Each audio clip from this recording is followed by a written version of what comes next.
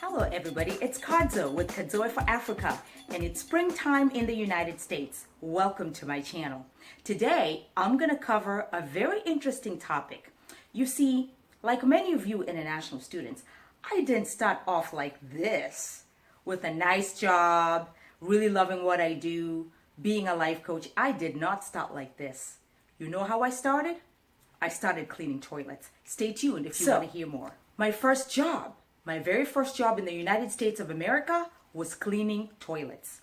You see, what had happened in my personal experience was that the moment I got into this country, I was very excited. And so I wanted to make the most of every opportunity. Every job was taken on campus when I first arrived, and I was so enthralled about the possibility of making money by the hour. And so I started looking for opportunities. And what I realized is that in most campuses, cleaning toilets, janitorial work as they call it, is the most popular job. And so there's always openings available, and I applied. And you know, it was actually very interesting because unlike my home country, which happens to be a third world country, the toilets were actually already clean. They flushed, and I could wear gloves when I was working. And my boss was a very nice woman, and we established a very good relationship. And so that was my first job in the USA, even before I got my green card, even before I got the job that I have now. I started off cleaning toilets. The second job that I held in the United States after cleaning toilets for a while, I kind of started looking to see what else was out there. And so I had the opportunity to work in the dining hall. The dining hall at my university was actually a really good on-campus job to have because you could clean dishes and you could organize the food that the students were getting. And so since a lot of students eat on campus, as you know, there's a lot of American students, international, everybody eats on campus who lives on campus. And so that was my second job. So I actually got an opportunity to wash dishes. And for me, that was a step up.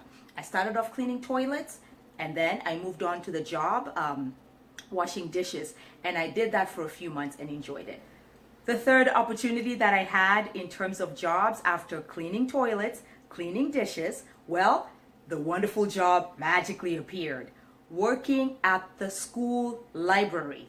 And so a lot of people don't know, but the school library is a great place to be able to work because it's quiet space, and if it's not as busy when you're checking in books and checking out books, you can actually have even time to, do a little bit of homework and be able to catch up on your email. And so I felt really, really progressed. And I didn't have to change into different clothes in working that job. So I actually was able to work more hours because I worked it in between my classes. And so that was my third job on campus, was actually working in the school library. My fourth job in a college campus that was extremely rewarding was I actually had an opportunity to work in a student affairs office. So this was an office that worked with all the student organizations on campus.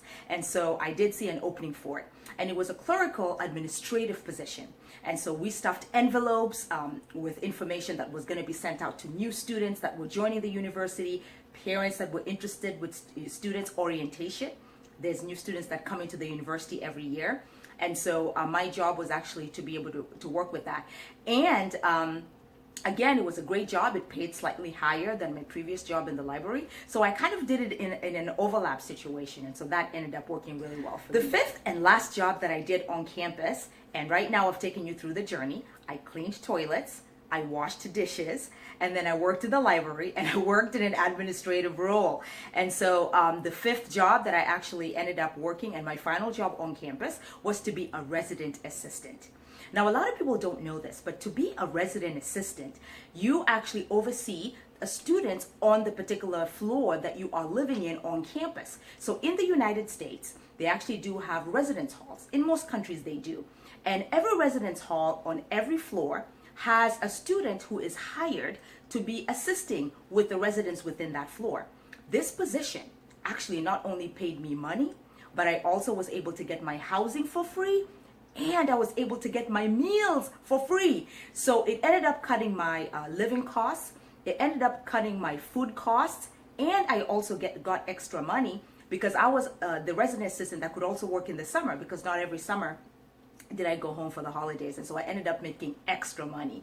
And so it ended up working really well. You know, the lessons I learned through my 5 jobs, starting off with cleaning toilets, is that you do have to get encouraged to start from the very beginning or at the very bottom. There's nothing wrong with you progressing and getting better and better. So you always need to have a starting point, and then you aim high and you slowly get there to be able to meet your goals. And so is your journey when you're looking at progressing from F-1 visa to the green card, right? You have to start somewhere, and then you have to work your way slowly to be able to get there. And so I hope that you got very motivated by this video that I just shot on the first day of spring to get you all excited about starting somewhere in life and moving on to and so folks, remember, if you subscribe to my channel, I will send you a list of schools that offer scholarships for international students so that you can start your search, whether you are back home in your international country, or if you are in the United States looking for a master's or PhD. This list would be great for you. And please like and subscribe if you like this work. I enjoy doing these videos, but if you don't subscribe and if you don't tell me that you like it and comment, then I won't be able to make any more videos. So please subscribe. Please like this video. Please comment so that I can continue this great work. And you can follow me. I am on Facebook, I am on Twitter, and I am on Instagram as well. And I have Snapchat. So send me a Snapchat to let me know how you're doing and how everything's going. So thank you everybody for watching. And until my next video, I will see you later, guys. Bye now.